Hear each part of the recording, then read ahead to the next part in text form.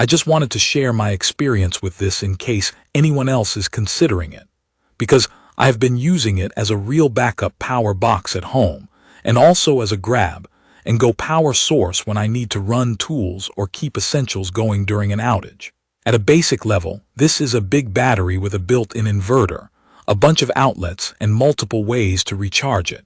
It is for people who actually need to run normal household stuff, not just charge phones.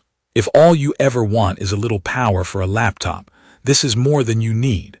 Where it makes sense is if you are trying to keep a fridge cold, run a sump pump, keep a home office up, or you want something that can take over quickly when the power drops. What made me try this unit is that it can do both 120 volt and 240 volt output from one box. In my situation, that matters because I have a couple of things in my house that really prefer 240 volt, and I did not want to mess with pairing two power stations or adding extra hardware just to get that output. I also like that the battery capacity starts at 4,000 watt-hours, because in real use that is the difference between my fridge survived overnight and my fridge survived a full day and I still have power left for lights and internet. Physically, it is a serious piece of gear. It feels dense, and when you move it you notice it immediately. The finish on mine is a clean silver, and it does not look like a construction tool. It looks like something that can sit in a garage, a utility room, or even a hallway without looking totally out of place. The handle and wheels matter more than I expected. I move it around the house depending on what I am powering, and I would not want to carry this far. Rolling it is the realistic way to use it. Setup was straightforward. I charged it from a wall outlet the first time, then I tested solar.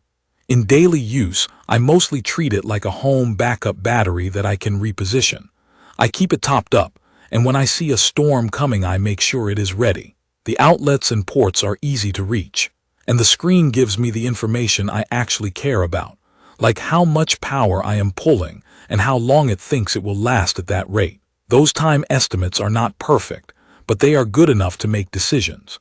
If I plug in something heavy, I can watch the draw jump, and I immediately know whether I should keep that device on or switch to something else. In real-life testing, I ran my full-size refrigerator, my internet modem and router, a couple of lights, and a television. The refrigerator cycling on and off is the part that trips up smaller units because the startup surge can be high. On this unit, the fridge startup did not bother it. The power stayed stable, and it did not feel like it was straining. I also tested it with a space heater briefly just to see how it behaves with a constant heavy load. It handled it, but it also reminded me of the obvious truth of batteries. Heat takes a lot of energy. If you plan to run heating appliances for long periods, you need a lot of battery capacity or you need a plan to recharge. I also tried it with a water pump load. Pumps are another thing that can spike at startup. It was fine, and that is the kind of test that gives me confidence that it will behave during a stressful moment like a storm outage when you do not want surprises. Charging options are a big part of the experience. Wall charging is the simplest, and it is what I use most often to keep it ready. Solar charging is what I use when I want to stretch it out during longer outages or when I am using it away from the house. I paired it with a portable 400-watt solar panel. What I like about that setup is that it is not a project. I do not have to mount anything. I put the panel out, angle it toward the sun, connect the cable, and I can see on the screen and in the app that it is charging. The downside is just the reality of portable solar. Wind, shade, clouds, and the angle of the sun can change your input a lot. When it is clear and I take time to position the panel well, it is genuinely useful. When the weather is messy, you have to accept slower charging. One practical detail I appreciate is that this model has 2 solar input ports. For me, that means I have more flexibility with how I connect panels, and I can charge faster when I have enough solar available. It also means I am not stuck if one set of cables is inconvenient for where I need to place the panel. The mobile app is something I did not expect to care about, but I ended up using it a lot. I like being able to check the battery level and power draw without standing in front of the unit, especially at night. I also like remote monitoring when I am not at home. If I leave it powering something important, I can check whether it is still running and how much battery is left. The app experience is mostly smooth. My only complaint is that sometimes I want the simplest possible view, and it can feel like it is trying to show me more than I need. But the core things work: turning outputs on and off, checking input and output power, and setting a few behaviors so it fits how I use it. The switchover behavior is another real-world point. I tested it in a way that matches my life, which is keeping my home network and a small computer setup running. When I cut power to simulate an outage, the switch was quick enough that my internet stayed up and my devices did not reboot. If you are trying to protect sensitive electronics, that matters.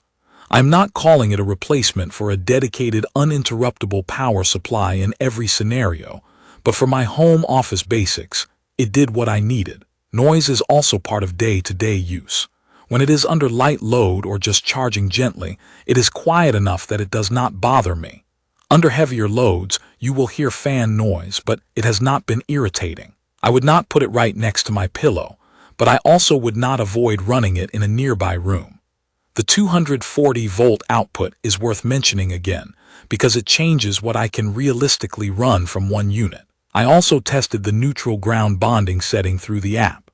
That is a small detail that turns into a real problem solver if you plug into systems that expect that connection, like certain electric vehicle charging setups or recreational vehicle hookups. I am glad it is there, and I am glad it is something I can control without doing anything sketchy or improvised. Over time, what I have noticed is that the biggest strength is not a single headline number. It is that it behaves predictably. When I plug in normal appliances, it runs them.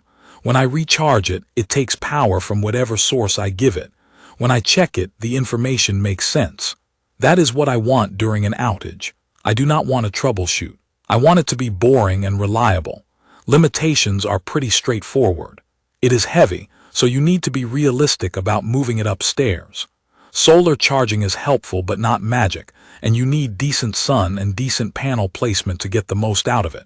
If you run high-draw heat appliances, you will drain even a large battery faster than you think. The app is useful, but I still recommend learning the basics from the screen on the unit so you are not dependent on your phone. Overall, after using this as a home backup and a practical power source, I think it makes sense for someone who wants one unit that can cover a lot of situations without a complicated install. It has been reliable for the way I actually use power, and it has not asked for much attention beyond keeping it charged and planning my loads like a normal person. If you have questions about a specific appliance or a setup you are thinking about, leave a comment and I will tell you what I have seen in my own use. Subscribe to the channel if you want more real-world tech reviews like this, and thank you for watching.